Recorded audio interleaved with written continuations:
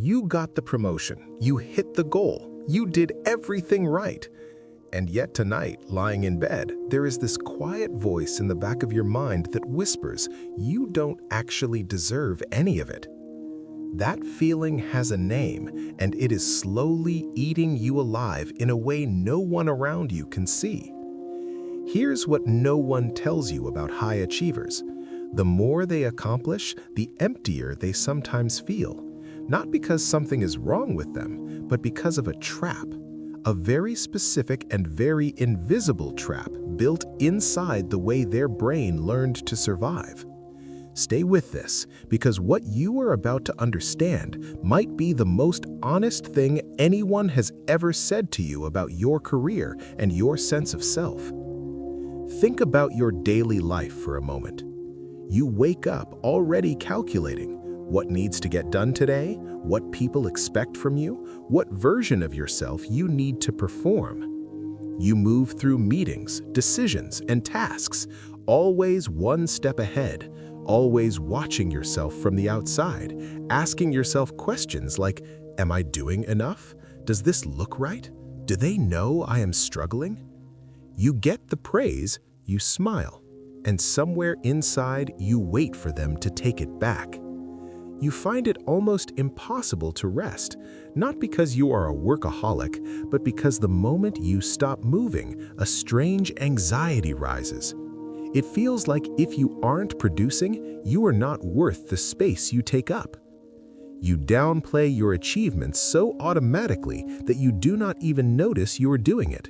Someone says you are so talented, and your brain instantly finds 3 reasons why they are wrong. This is not modesty. This is a psychological pattern called imposter phenomenon. It was first identified by psychologists Pauline Clance and Suzanne Imes in 1978, and it runs deepest in people who have achieved the most. But here's the part that makes it a trap. It's not just about feeling like a fraud. It goes deeper than that. It's about an identity that was quietly built on a dangerous foundation. The idea that your worth is something you perform, not something you possess.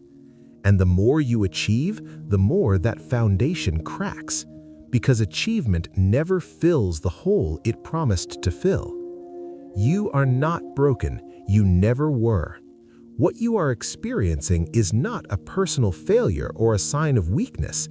It is an adaptation, a strategy your brain built, probably a long time ago, to keep you safe. Think back. Were you the child who learned that love, attention, or approval came when you succeeded? When you got the grade, won the game, stayed quiet, or solved the problem? At some point, your brain made a calculation. It decided that performing well keeps me safe. Being ordinary is dangerous. That is not a character flaw. That is a child doing what children do, learning the rules of their environment and surviving inside them. But you are not a child anymore, and the rule your brain wrote decades ago is still running quietly in the background every single day. Here's what's happening inside your brain when this pattern activates. There's a structure deep in your brain called the amygdala. Its job is to scan for threat. For high achievers with this pattern, the amygdala has been trained over many years to register one specific threat: the possibility of being seen as ordinary, incompetent, or not enough. So every time you succeed, your prefrontal cortex, the rational part of your brain, tries to process it as a positive event. But the amygdala interrupts. It tells you this success is temporary. It can be taken away. Do not relax. Keep performing. Imagine a smoke alarm that goes off not only during fires, but every time someone turns on the stove. The alarm is not broken, it's just calibrated incorrectly. It learned to treat normal moments as emergencies. And here's the cruel irony. The harder you work to silence the alarm by achieving more, proving more, and earning more, the more sensitive the alarm becomes. Because your nervous system learns that high pressure is normal. Anything less begins to feel like failure. This is the career trap. Not that you are lazy or ungrateful, but that you are running a race with a finish line your brain keeps moving forward.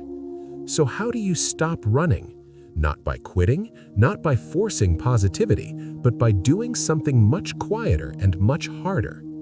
The first step is separating your identity from your output. This sounds simple, but it's not easy. Your brain has spent years fusing these two things together, so you must start deliberately noticing the difference between what you do and who you are. At the end of each day, write down one thing you value about yourself that has nothing to do with productivity. Not something like, "I finished the report." Instead, write something like, "I was patient in a difficult conversation today." This works because it trains your brain's reward system to find value in identity-based qualities, not just output. Over time, you begin to build a sense of self that achievement cannot threaten. The second step is learning to tolerate incompleteness. High achievers often feel real discomfort with unfinished things. Incompleteness triggers the same alarm in the brain. So start intentionally leaving small and low-pressure things unfinished. Close your laptop with one email still unread. Leave a non-urgent task for tomorrow on purpose. This technique comes from exposure therapy. You are teaching your nervous system that incompleteness is survivable. The world does not collapse. You are still whole even when everything is not finished. The third step is auditing the stories you tell yourself when you succeed. When something goes well, listen to what your internal voice says. Most high achievers immediately dismiss success with thoughts like, "I just got lucky," or "anyone could have done that." Start interrupting those stories. Not by forcing fake confidence, instead ask one honest question. What specific thing did I do that contributed to this outcome? This idea comes from attribution theory in social psychology. Where you place the cause of success determines whether that success strengthens your identity or simply disappears. Give yourself credit for the part that belongs to you. The fourth step is finding something you value outside of achievement. Not a hobby to optimize, not something you must become great at, just something that exists in you without the need to perform. This matters because research on self-determination theory shows that real self-worth grows from intrinsic identity, knowing who you are separate from external rewards. Without this, every achievement becomes borrowed confidence. With it, failure stops feeling like the end of the world. Now here's the most important mental model to remember. Imagine your sense of self as a house. For most of your life, you have been building that house on a rented foundation. That foundation is external achievement, other people's approval, and visible success. Whenever something goes wrong, the whole house begins to shake because the ground beneath it doesn't truly belong to you. The real work is not achieving more.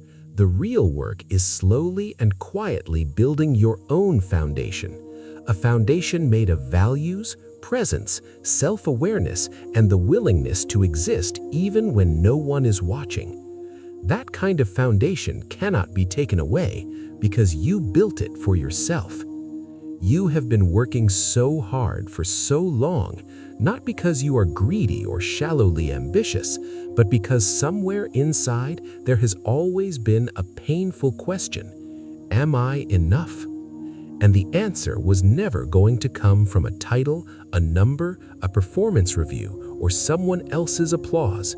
It was always going to come from the moment you stopped asking the world to answer that question for you and finally answered it yourself. You are not a fraud. You are someone who learned to survive by achieving, and now you are learning something even harder and more important: how to simply be. That is not a step backward. It is the only direction that was ever going to set you free.